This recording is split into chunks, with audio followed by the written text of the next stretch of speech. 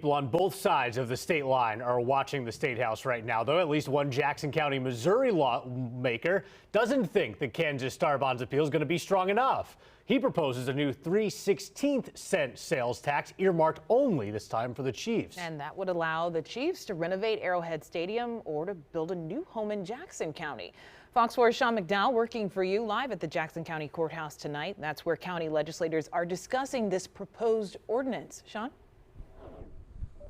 And this just in, my friends, they've assigned it to committee, meaning they'll discuss it further in the coming weeks. And many of the provisions in this proposal that we're talking about, they resemble those that were included in the previous ordinance that was voted down by voters in Jackson County. Of course, that was back in April. The unique focus of this version of it is that it centers really on the Chiefs and not the Royals. At least one Jackson County commissioner believes Kansas City council members are working with the Royals, and this is a chance for somebody in leadership in local principality, of course, in local control, to do something aggressive to keep the Chiefs from crossing the state line.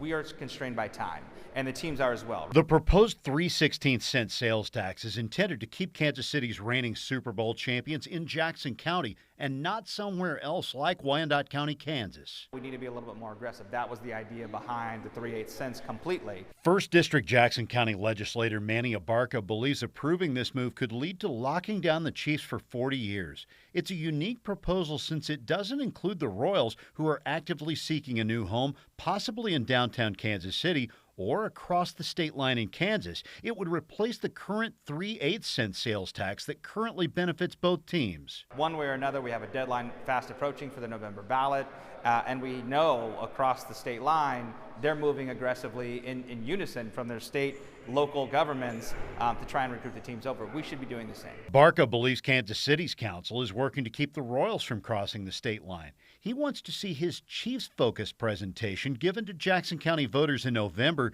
and he wants more help from state leaders, too. However, 6th District County Commissioner Sean Smith disagrees. Smith says he believes the county and city need to work more closely with this. Maybe the county does a preponderance of funding for just the Truman Sports Complex, whichever teams choose to stay there. And then if there's a desire on the city and state's part to help finance the Royals, maybe that's where they're giving the preponderance of their funding. Abarca complains local leaders aren't kept in the loop concerning either team's future, especially when it comes to keeping them in Missouri.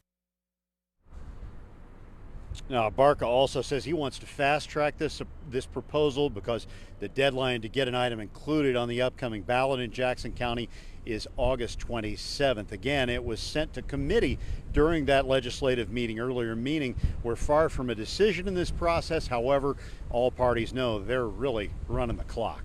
Sean McDowell, Fox 4, working for you live.